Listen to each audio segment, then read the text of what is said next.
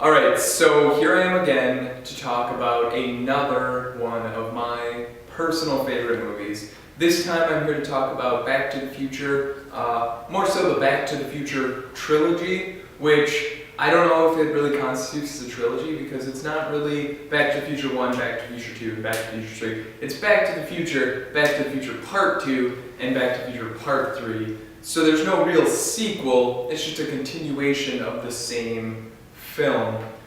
Now, what I'm here to talk about today is more so the physics of Back to the Future trilogy. One thing that I found extremely interesting is that whenever the DeLorean travels through time, the DeLorean is the time travel machine invented by Dr. Emmett Brown, played by Christopher Lloyd. It is a time machine for all intents and purposes. It has a flux capacitor, whatever that is, and it uses that to travel through time, however that works. At one point in the beginning of Back to the Future, where Marty McFly goes and meets up with Doc Brown at a mall, in order to test the time machine, Doc Brown, sends his dog, Einstein, which I think is kind of strange. Like, any movie where there's science, pets are always named Einstein. They're never named, like, Schrodinger. Well, they are sometimes named Schrodinger, but there's no Heisenberg. Like, nobody has a dog named Heisenberg. So, he sends Einstein forward in time 1 minute. Now, doing some rough calculations that I stole off of the internet, in order for him to travel 1 minute in time to the same exact place on the Earth, he would have to travel like roughly 6,000 kilometers through space in order to arrive at the same location on Earth, due to orbiting the sun and the sun's orbit of the universe and the revolution of the planet. He would have to travel roughly 6,000 kilometers in that 1 minute. And if I'm not mistaken, that would mean he would have to travel roughly 6 times the speed of light, therefore traveling back in time, and all of this is completely moot. And in order for the DeLorean to travel through space, it would have to have a life support system, which I'm pretty sure the DeLorean did not have. Marty McFly travels from 1985 back to 1955, where he meets his parents and inadvertently prevents them from meeting the way that they did in his life. Now, he has to go through all of this nonsense to make sure that they meet each other and fall in love. And that's essentially the whole plot of the movie, is trying to get his father and his mother in 1955 to fall in love. However, his mother, Lorraine, is in love with him because he accidentally prevents his father from getting hit by her in the car, which poses another very interesting question, is that if you went back in time and you found out that your mother was so attracted and aroused by danger that that's what caused her to fall in love with people, you might have some different preconceptions about your mother, which maybe that's not important, maybe it is, I don't know. So he affects the past in all of these ridiculous ways, and he comes back to 1985 at the end of part 1. At the end of part 1, he gets back to 1985, and everything is relatively the same, except his mother's thin, his parents are in love, his brother's got a job where he wears a suit, but for some reason still lives at home. And yet, in order for him to travel back in time, and then back to his present, he would have to travel between parallel universes.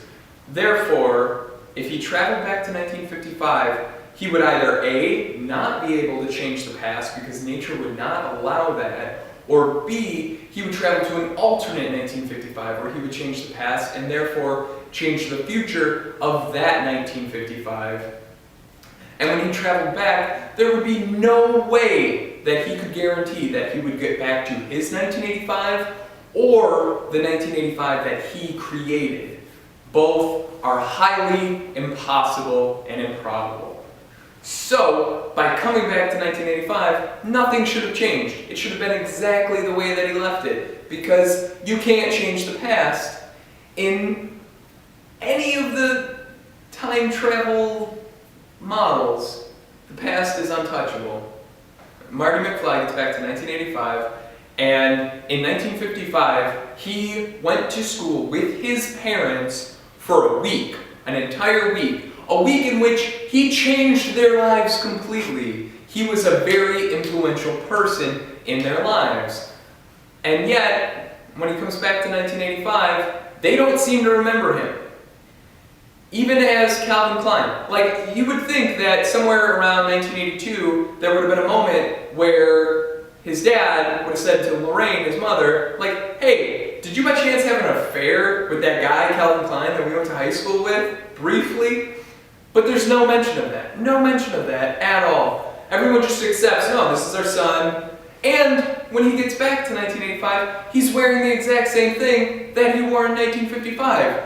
I think that there would be some sort of connection there with everyone, but nobody mentions it. He runs into his old principal, he runs into Biff, he runs into all these people, and none of them seem to remember him, which is kind of strange, considering 30 years isn't really all that long time to not remember somebody who influenced your life greatly.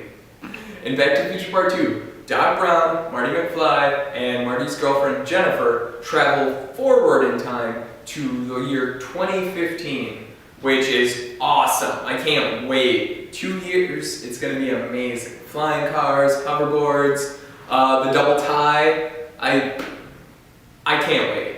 Like, I'm so tired of wearing one tie, 2 ties, that's going to kill it.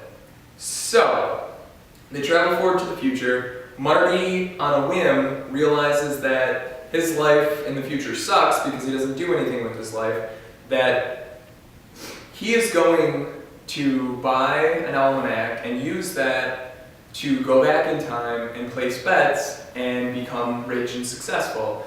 Doc Brown says, no, you can't do that, you'll destroy the space-time continuum, and he throws it in the garbage. But then Biff, 60 years, he's like 80 years old, 80-year-old Biff steals the almanac and steals the DeLorean, which I don't understand how he understands how to operate to begin with, because it seems like a pretty complicated piece of equipment. But he travels back to 1955, gives himself, 1955 himself, the almanac, and tells him, use this to make bets, you'll become a billionaire. So, after he does that, he travels back to 2015, leaves the DeLorean, and everything is okay. Marty McFly and Doc Brown find the DeLorean, travel back to 1985, where everything is different, which is acceptable. Whatever. We'll throw caution to the wind and just say that this makes sense. But if Biff went back to 1955 and altered the future, he should not have been able to travel back to the same future that he left because he altered the past. Therefore, the whole premise of the second movie makes absolutely no sense after that point. Alright, so with all of these things that don't make any sense about the space-time continuum, about time travel, whether you're going with the Copenhagen interpretation or the many worlds interpretation, none of this series of pictures makes a bit of sense. But it was 1985. One more thing. Watching the credits for Back to the Future Part 1, I found that the time travel consultant for Back to the Future Part 1, his name is a man by the name of Ron Cobb, which sounded familiar. And I was like, Ron Cobb, I have to find out who this man is. And it turns out that he's just a guy who does special effects for movies. Somehow he's an expert on time travel that they just allowed to be the expert for Back to the Future Part 1. Which I find strange, because it was directed by Zemeckis, and he directed Contact, and, I mean, Forrest Gump, but that's not a time travel movie. But it's close.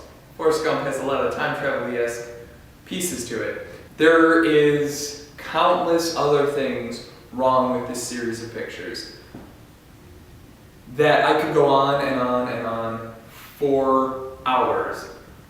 But I won't. I'm not going to waste your time. These few things that I've mentioned just now are by far, in my mind, the biggest problems with the entire movies.